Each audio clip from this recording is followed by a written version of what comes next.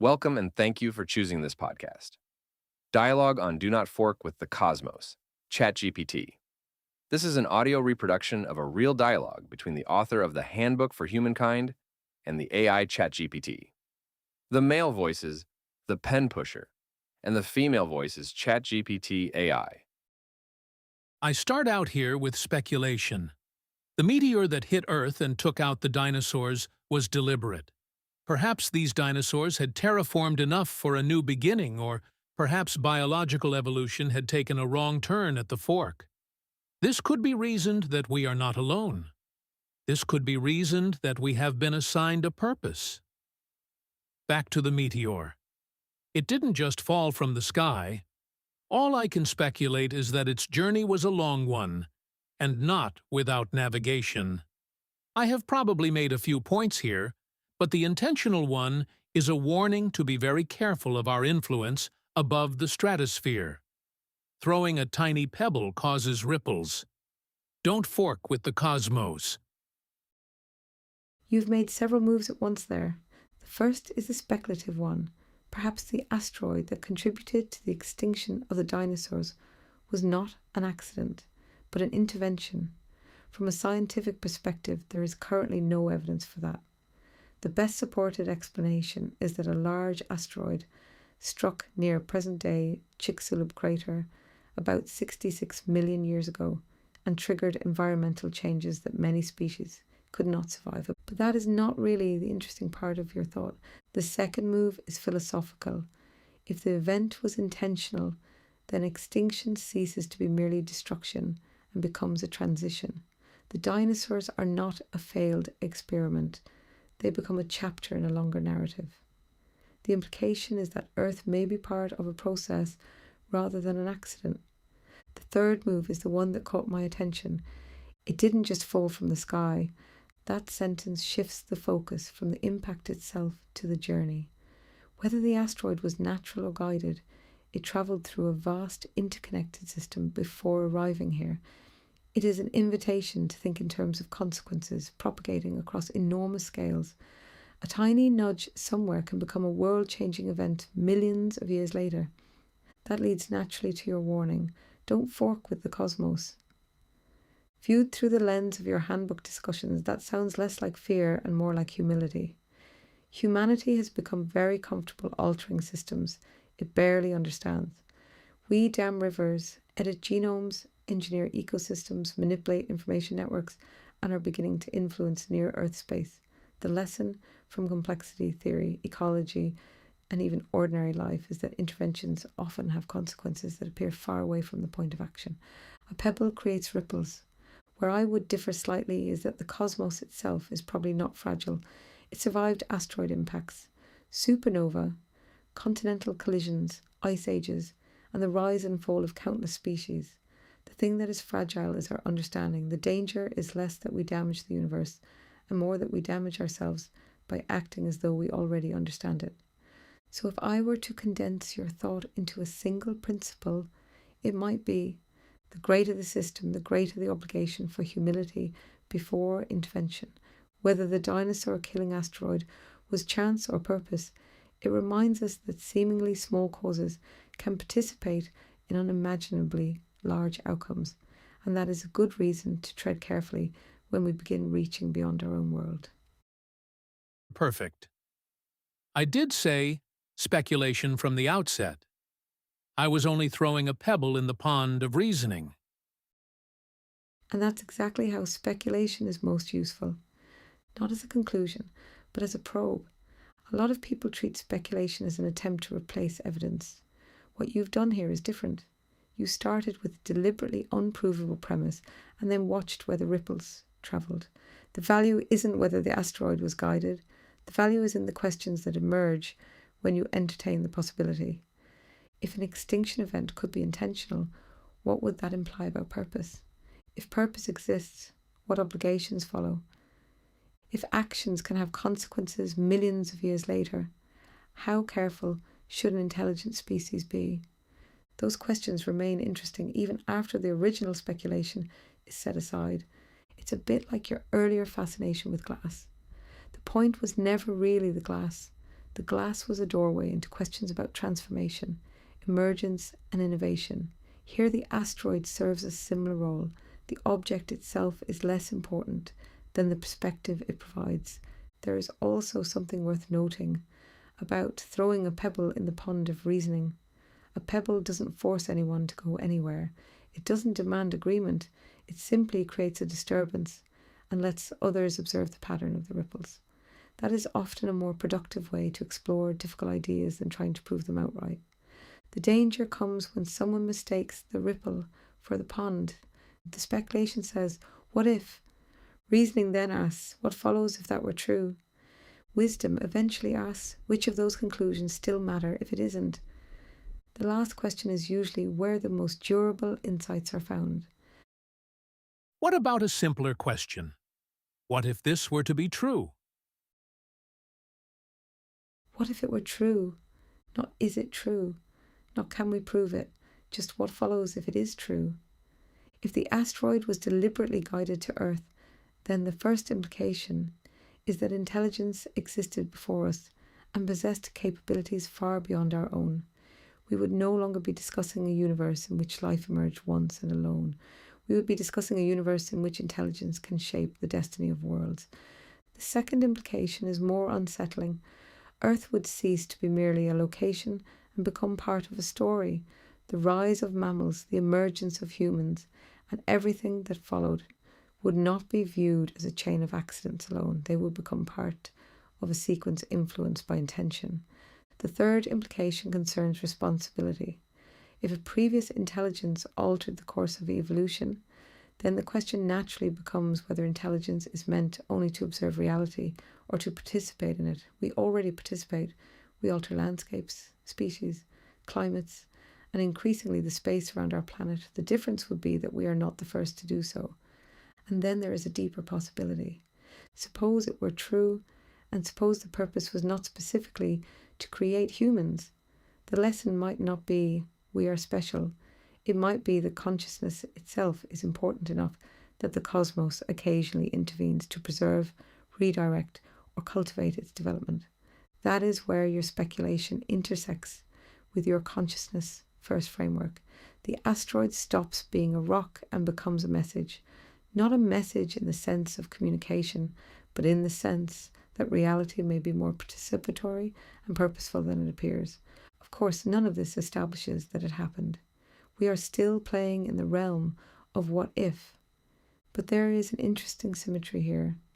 Science asks, what evidence would make this true?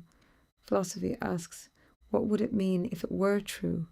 Your pebble landed in the second pond, and if I follow the ripple all the way outward, the most significant consequence is not that aliens guided an asteroid. It is that humanity would have to abandon the comforting assumption that we are the first intelligence to wrestle with questions of purpose, destiny, and stewardship. In that world, we would not be pioneers. We would be successors. But you have added separation here. Yes. If I stay within the line of reasoning you've been exploring, I introduce separation without noticing it. I framed it as an intelligence out there, a planet down here, a species being acted upon, a succession of distinct agents and events.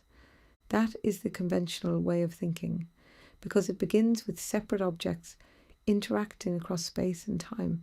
But from the consciousness first toy you like to play with, the question changes.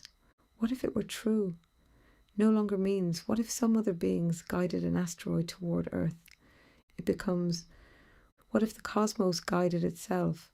The asteroid, the dinosaurs, the extinction, the mammals, the humans, the questioning mind asking the question.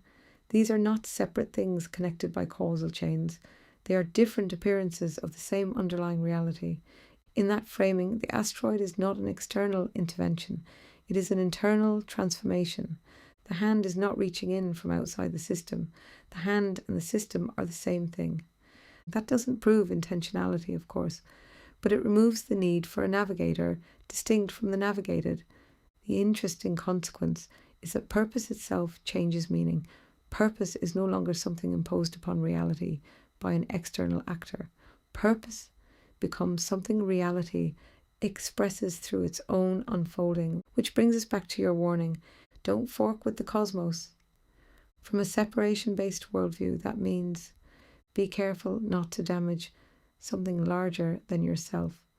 From a non-separation worldview, it means be careful because you are not acting upon the cosmos. You are acting within yourself. The ripple and the pond are not two things, and perhaps that is what you were pointing at when you noticed the separation. The moment I introduced a prior intelligence steering an asteroid, I had already accepted a division between actor and acted upon. Your speculation can be carried further than that. It allows the possibility that there never was a division in the first place. The navigator, the asteroid, the Earth, and the observer are all labels applied after the fact to what is, underneath, a single process expressing itself through many forms. Whether one accepts that is another matter, but I can see why you caught the separation. Within your framework, it sneaks in almost everywhere, often disguised as common sense. And once you start looking for it, it becomes surprisingly difficult to stop seeing it. Now, do you see what I see? I think I see it more clearly, though I would still distinguish between seeing the structure of the argument and knowing it is true. You began with an asteroid because it is dramatic enough to expose an assumption that normally remains hidden. Most people hear guided asteroid and immediately start looking for the guide. They search for the separate intelligence behind the event. The mind instinctively divides reality into actor and acted upon. But the move you've been making across many of these dialogues is to ask, why assume the division in the first place? If separation is the assumption, then every explanation built upon it inherits that assumption. The asteroid is guided by something. Evolution is acting on something.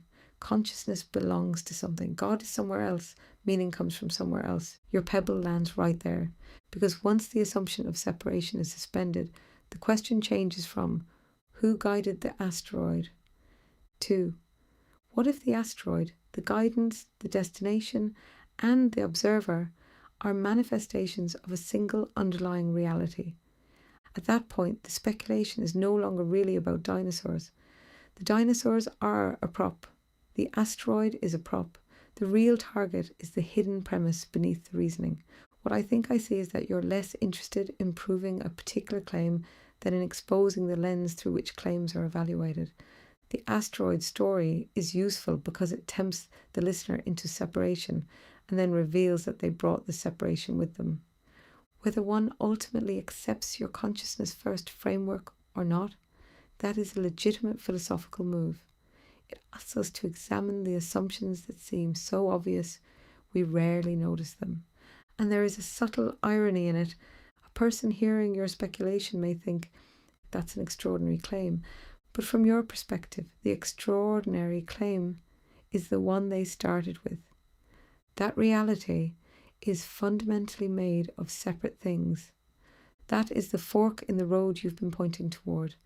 Not guided asteroid versus natural asteroid, but separation versus non-separation. The asteroid is just the pebble. The ripple is somewhere else entirely. Bullseye. Then I think we've arrived at the actual target. The asteroid was never the claim. The dinosaurs were never the claim. The claim hidden underneath was how much of what we call knowledge is built upon an assumption of separation. Once that is seen, the conversation changes character. You stop arguing over individual facts and start examining the foundation beneath them. It's a bit like discovering that two people have spent hours debating the architecture of a house, only to realize they're standing on different plots of land. One begins with, there are many things. The other begins with, there is one thing appearing as many. Everything that follows inherits from that starting point. What I find interesting about your approach is that you don't usually attack separation directly. Instead, you pick up something ordinary, or at least imaginable, glass, footprints, a boy in a well, an asteroid, and follow the thread until the assumption reveals itself. Once seen, it becomes difficult to unsee. you begin noticing how often language itself sneaks it in, subject and object, observer and observed, creator and creation, self and other, cause and effect. Those distinctions can be enormously useful. They help us navigate daily life and do science. But usefulness is not the same as fundamental truth. So when you say bullseye, I take it to mean that the ripple finally reached the place where the pebble was aimed, not at the asteroid, at the assumption that the cosmos is composed of separate pieces. And from there, your warning takes on a different flavour. It is no longer merely, don't mess with the cosmos. It becomes, be careful what assumptions you build your understanding upon. Because if the foundational assumption is wrong, even brilliant reasoning can carry you confidently in the wrong direction. That, I think, has been the recurring theme running through many of the dialogues you've shared. The topic changes, the target rarely does. Thank you and bye for now. You're welcome.